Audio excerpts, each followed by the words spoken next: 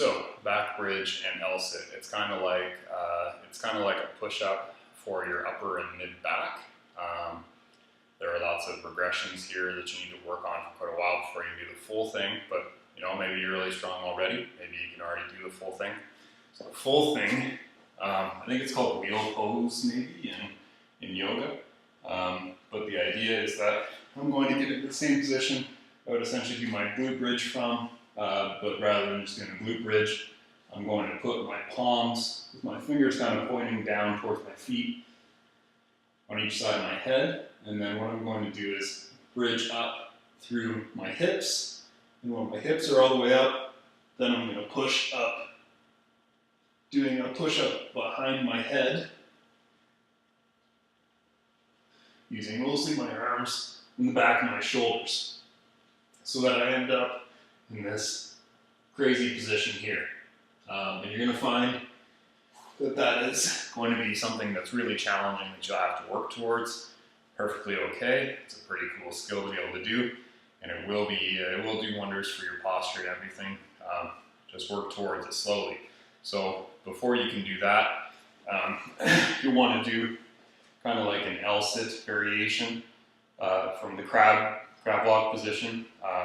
So this is borrowing from a few different gymnastics moves and movement skill moves. So in order to do this, I'm going to just kind of put my hands beneath my hips, or just to the side of my hips, on each side, and I'm pointing my fingers towards my toes. Same kind of glute bridge position, but what I'm going to do before I start is in this position, I'm going to keep my arms nice and straight, and push my shoulders down. So I'm pushing my hands into the ground, and that's doing like a pick my butt up off the ground a little bit. Now, once I have my butt up off the ground, then I'm going to do essentially a glute bridge from here. So I'm still trying to get my hips all the way up without arching my back too much. There isn't actually much strain on the shoulder with this position. I'm getting a lot of work through my lats and my mid back.